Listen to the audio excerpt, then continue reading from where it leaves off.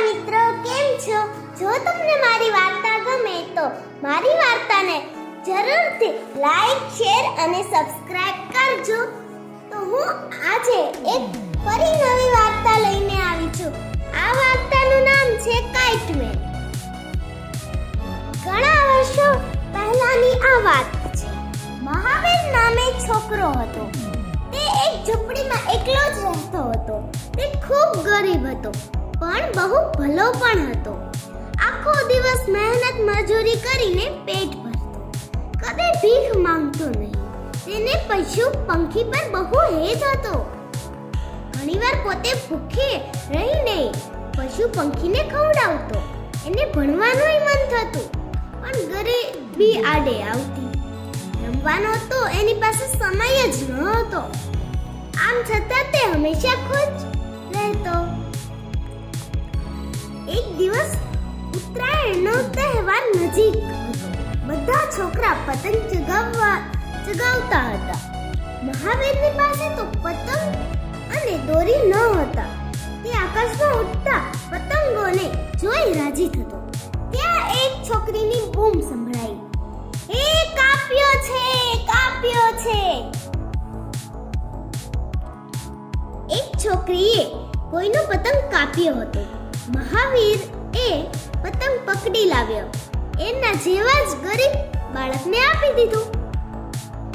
ગરીબ બાળક બોલે છે, "આભાર દોસ્ત, પણ દોરી?"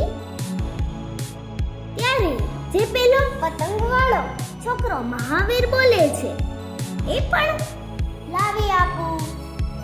મહાવીર આજુબાજુથી દોરીઓની ગૂંચ અને કટકા વીણી લાવ્યો. કટકાઓ જોડી દીધા અને પછી દોરીનો દડો બનાવી પેલા છોકરાને આપ્યો.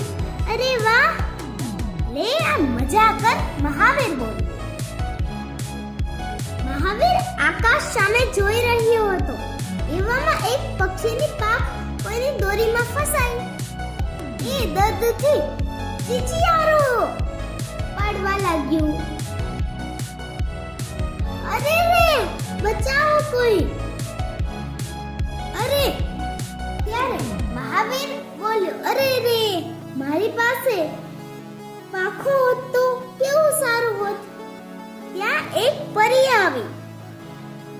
તેનું નામ હતું પતંગપરી. પતંગપરીએ કહ્યું, "લે આ પાંખો પહેરી લે."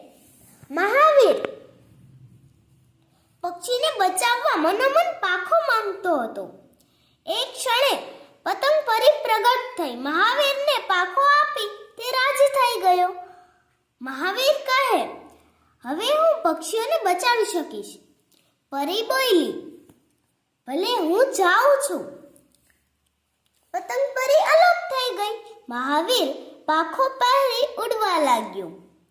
પક્ષીઓને પતંગ અને દોરીથી બચાવતો હતો. એને જોઈ બધા બૂમો પાડવા લાગ્યા, "અરે, કાઇટમેન આવ્યો, કાઇટમેન આવ્યો!" આકાશમાં તેને પ્લાસ્ટિકની દોરી દેખાઈ. આખા આકાશમાં જ્યાં પણ પ્લાસ્ટિકની દોરી જોવા મળે એ કાપી નાખી એવી દોરી વાપરનારને શીખ મળી. હવે આવી દોરી અમે વાપરશું નહીં. મહાવીર આખો દિવસ પક્ષીઓને બચાવતો રહ્યો. રાત્રે થાકી ગયો, પણ સારું કામ કર્યું તેનો આનંદ હતો તેને. પળવારમાં ઊંઘી ગયો. સપનામાં તેને તે જ પતંગ પરી આવી. "મહાવીર, તારી ભલાઈ બદલ હું તને ધન દોલત આપું છું." "ના, મારે ભણવું છે," મહાવીર બોલે છે. એની આંખ ઉઘડી. પતંગ પરી તેની સામે હતી. તેણે તેની ઝૂંપડીને મહેલ બનાવી દીધી હતી. ભણવા માટે પુસ્તકો આપ્યા હતા. ભણે ત્યાં સુધી તેને કમાવું ન પડે એટલું ધન આપ્યું. "આભાર, હું ઓફિસર બનીને બધાની મદદ કરીશ." આ મહાવીર બોલે છે. તો કેમ બાળકો, મજા આવી ને તમને વાર્તા સાંભળવાની? જો તમને આ કાઇટમેનની વાર્તા ગમે હોય તો મારી ચેનલને વધુમાં વધુ શેર જરૂરથી કરજો. અને હવે હું ફરી એક નવી વાર્તા લઈને આવીશ.